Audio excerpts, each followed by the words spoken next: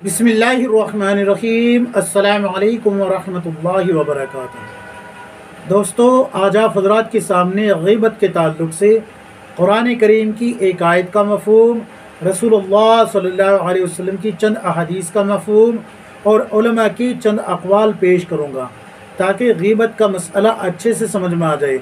असल में हम लोग ये समझते हैं कि अगर किसी की पीठ पीछे बुराई की जाए, उसका ऐब ज़ाहिर किया जाए तो सिर्फ़ ये ग़ीबत है। हालांकि रसूलुल्लाह सल्लल्लाहु अलैहि वसल्लम ने इसके साथ साथ और भी बहुत सी बातें बताई है जो ग़ीबत में शामिल है। उलमा ने और भी बहुत सी बातें लिखी है जो ग़ीबत में शामिल है। कुरान करीम में और भी बहुत सी बातें मौजूद है जो कि ग़ीबत में शामिल है। ये तमाम बातें आप हज़रात के सामने पेश करने जा रहा हूँ। सबसे पहले मैं आपको कुरान करीम की आयत का मफ़हूम पेश कर देता हूँ। जब आप सूरह हुजरात उठा के देखेंगे तो उसमें आपको मिलेगा कि अल्लाह तबारक व तआला फरमाता है कि बहुत सारी बदगुमानियों से बचा करो। बाज़ बदगुमानियाँ ऐसी होती है कि जो तबाही की तरफ ले जाती है। अपने भाई का सुराग मत लगाया करो, उसके ऐब तलाश मत किया करो और उसका ऐब किसी के सामने बयान मत किया करो। क्या तुम अपने मुर्दार भाई का गोश्त खाना पसंद करोगे? जिस तरीके से तुम अपने मुर्दार भाई का गोश्त खाना पसंद नहीं करते, आइन ही इसी तरीके से तुम किसी की ग़ीबत भी, किसी के ऐब भी तलाश मत किया करो, किसी से बदगुमान भी मत होया करो और किसी की दिल को तकलीफ़ भी मत पहुँचाया करो। अल्लाह के रसूल सल्लल्लाहु अलैहि वसल्लम ने फरमाया, मुस्लिम शरीफ की रिवायत है, सहाबा इकराम से पूछा कि अच्छा ये बताओ ग़ीबत क्या होती है, ग़ीबत किसको कहते हैं? सहाबा इकराम ने कहा, अल्लाह और उसका रसूल सल्लल्लाहु अलैहि वसल्लम ज़्यादा बेहतर जानते हैं। अल्लाह के रसूल सल्लल्लाहु अलैहि वसल्लम ने फरमाया कि तुम अपने भाई का इस तरीके से तज़किरा करो कि उसके दिल को तकलीफ़ पहुँचती हो, उसको तकलीफ़ पहुँचती हो, यानी कि उसको नागवार गुज़रती हो ये बातें, इस तरीके से उसका तज़किरा करना, ज़िक्र करना, ये ग़ीबत में दाखिल है। ये क्या है? ग़ीबत में दाखिल। सहाबा इकराम ने पूछा, या रसूलल्लाह, अगर हमने वो बातें पेश की जो कि उसके अंदर वाक़ई होती है, यानी कि सचमुच उसके अंदर वो ऐब पाया जाता है, तो क्या फिर भी ग़ीबत होगी? अल्लाह के रसूल सल्लल्लाहु अलैहि वसल्लम ने फरमाया, यही तो ग़ीबत है। अगर उसके अंदर ये बात नहीं पाई जाती जो तुमने ज़ाहिर की है, ऐब ज़ाहिर किया है, अगर वो ऐब उसके अंदर नहीं है तो फिर तो बहतान लगा दिया। तो यहाँ तक तो हम समझते हैं, बिल्कुल सबको पता है कि किसी का ऐब तलाश करके उसको बयान करना ये ग़ीबत है। लेकिन यहाँ पर आप सल्लल्लाहु अलैहि वसल्लम ने एक बात पेश की है कि उसके दिल को तकलीफ़ पहुँचाना, उसको नागवार अगर बात गुज़रती हो तो ये ग़ीबत में दाखिल है। अच्छा, कई लोग क्या करते हैं, वो ये कहते हैं कि मैं तो उसके मुँह पे कह दूँ, पीछे की तो बात ही कुछ नहीं है, मैं थोड़ा ही डरता हूँ उससे।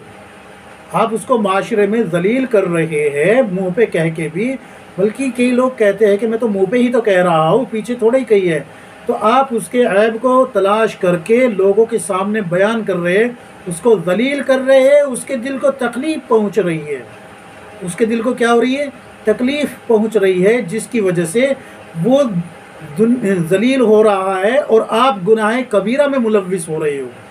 और कमाल ये कि आप उससे माफ़ी नहीं मांगेंगे। क्यों? आप तो कह रहे हैं कि मुझसे डरते थोड़ा ही हो, तो आपको उससे डरने की ज़रूरत भी नहीं है।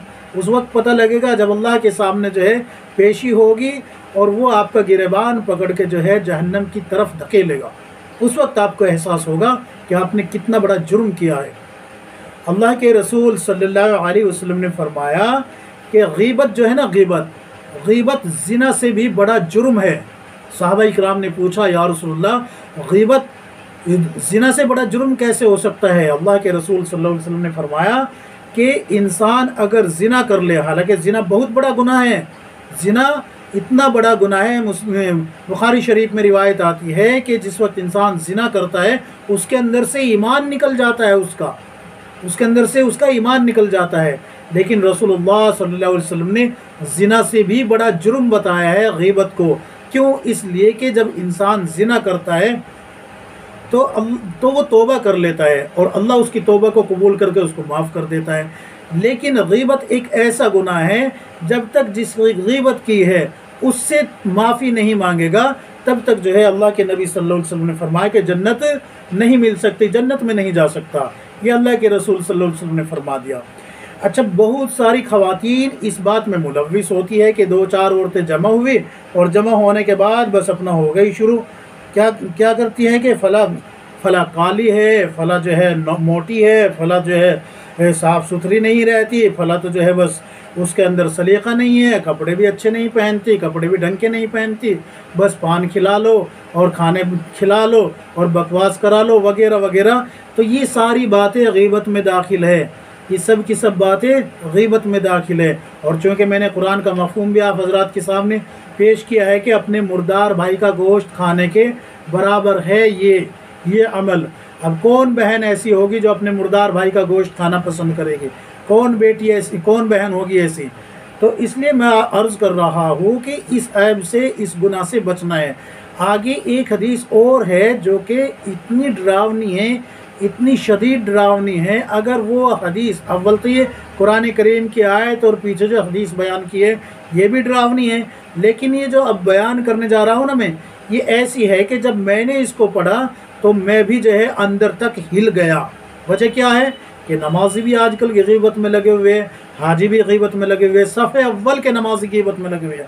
حضرت مفتی تقی عثمانی صاحب فرماتے ہیں کہ بندہ صف اول میں نماز پڑھتا ہے، 5 وقت نماز پڑھتا ہے، تہجد گزار ہے، لیکن تسبیحات بھی کرتا ہے، لیکن پھر بھی غیبت میں ملوث ہے، یا تو سن رہا ہوتا ہے یا غیبت کر رہا ہوتا ہے، اور پھر جو ہے نہ اس کی معافی مانگتا۔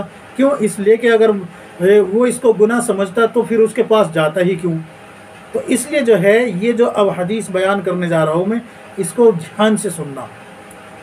اللہ کے رسول صلی اللہ علیہ وسلم نے فرمایا کہ روز قیامت جس شخص کی غیبت کی ہے اس شخص کو غیبت کرنے والے کے سامنے کھڑا کیا جائے گا، اور کھڑا کر کے یہ کہا جائے گا کہ اب اس کا گوشت کھاؤ تم۔